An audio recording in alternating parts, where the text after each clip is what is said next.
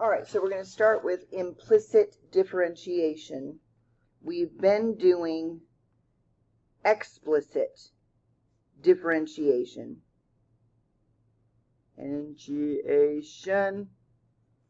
But since that's what we do most often, we just don't say explicit. But we're going to do implicit differentiation. Most of the time, it's going to be easiest to understand that we do implicit differentiation when we do not have functions.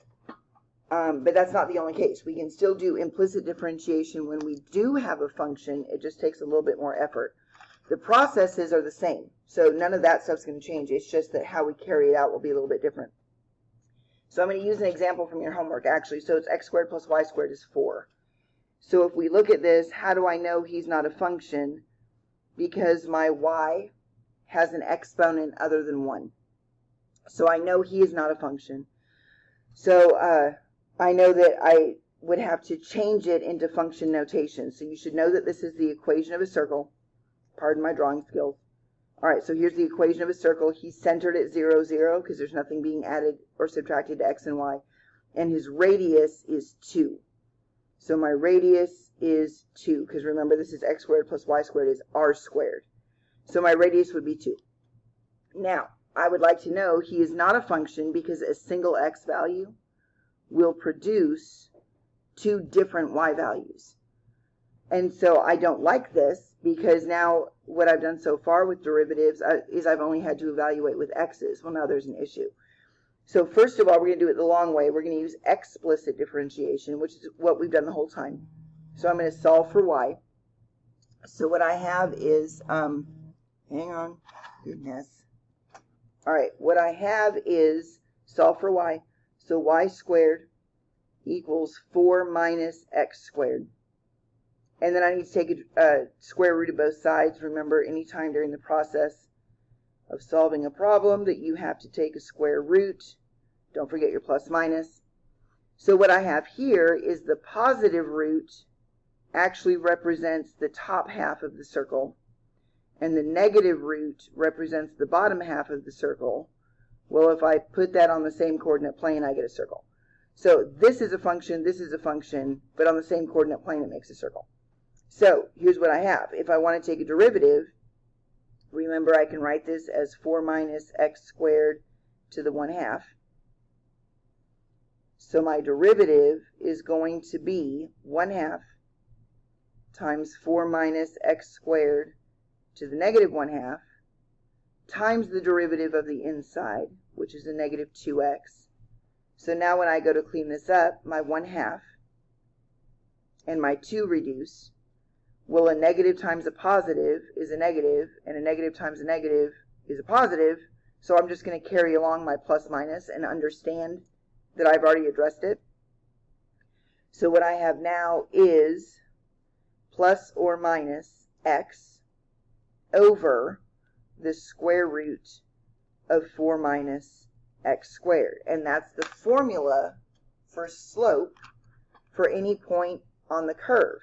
So if you need the positive one, you would just have to kind of sort of play with it, because if you're over here, you're going to have negative slopes. If you're over here, you'll have positive. If you're here, you'll have negative. And if you're here, you'll have positive. So that's why there's no y stuff incorporated. Well, now I want to use implicit differentiation. And I'm going to incorporate my y values. And that's going to give me a little built-in shortcut. So here's what we're going to do. I'm going to take a derivative of x, but wherever I take a derivative of x, I'm going to multiply it by dx, which means the change in x. And wherever I take the derivative of y, I'm going to multiply it by dy, which is the change in y. So on this one, well, what's the derivative of x squared? He is a 2x dx. So you still have an x coordinate to mess with, but you also have the change in x. This one is 2y dy. So you have a y coordinate, but you also have the change in y. And then that's going to equal 0 because the derivative of any constant is 0. So at this point, I need to recognize my bigger picture. I've got x's and dx's, y's and dy's. And so if it has a dy, I want it on the left. because what I'm trying to solve for is dy dx. So he's going to stay on the left. If he has a dx, I'm going to move him to the right. So this thing is attached by addition and subtraction, so I am going to subtract him over to the right side. And now I can get this where I have dy dx, or the change in y over the change in x, which is slope. And what I'm going to do is divide both sides by dx. So he'll disappear from the right and appear on the left. Then I'm going to divide both sides by 2y. And clean that up. Your 2's reduce. So you get a negative x over y. So now you can see, first of all, this was a whole lot faster. Second of all, if I give you a coordinate on the circle, if I give you something up here, you can plug in the x value or sub in the x value, sub in the y value, and you'll have your slope for the tangent line. So that's a basic example of implicit differentiation. Let's do a couple more. So for instance, if I have 6x squared minus 8y squared equals 4. So again, this is not a function because your y has an exponent other than 1. So I'm going to use implicit differentiation. So the derivative of 6x squared is 6 times 2 x to the first dx. And I just butchered that. So that becomes a 12x dx. The derivative of a negative 8y squared is a negative 16 y to the first dy, and that will equal 0. So he has a dx, he needs to go to the right. He has a dy, he stays. So I have a negative 16y dy equals a negative 12x dx. I'm going to divide both sides by dy, by dx. And I'm going to divide both sides by negative 16y. So my cleaned up derivative is going to be dy dx is my negatives reduce. That becomes a 3x over a 4y. So that is implicit differentiation. And I'm going to give you one more example using trig. So if I come to this one, I have 5 cosine 8x times the sine of 8y is 9. So the bigger picture is I got variables times variables. So I'm going to have to use product rule on this one. So I have the first, which is going to be, you know what, I'm going to divide the 5 off first. So divide both sides by 5, and now I don't have to worry about him. So I have the first is cosine 8x times the derivative of the second. So the derivative of sine is cosine 8y times the derivative of the inside, which is 8. And you took the derivative of y, so you got a dy.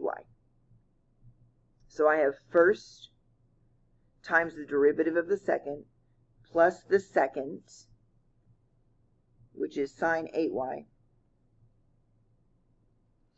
times the derivative of the first. So the derivative of cosine is negative sine.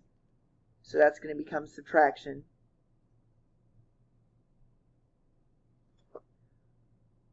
And then times the derivative of the inside is going to be 8 dx. And then the derivative of 9/5 is 0. I can go ahead and divide out 8 from both sides. So divide by 8, divide by 8, divide by 8. He has a dy, so he's going to stay. He has a dx, so he needs to go to the right. So I'm going to add him to the right. So I have the cosine of 8x times the cosine of 8y dy equals sine of 8x times sine of 8y dx. So this is one solid term. This is one solid term. So all I need to do is divide out the stuff that belongs on the other side. So dx needs to be divided to the left. So dy over dx. So he disappeared from here. This stuff needs to be divided over to the right. So my numerator stays as a sine 8x sine 8y over cosine 8x cosine 8y. And now look at this magic. My arguments match, so sine over cosine is tangent. And my arguments match, so sine over cosine is tangent again. So that is your derivative using implicit differentiation. That's your formula for slope of a tangent line at any point on the graph. And then that is also your velocity. So that is your introduction to implicit differentiation.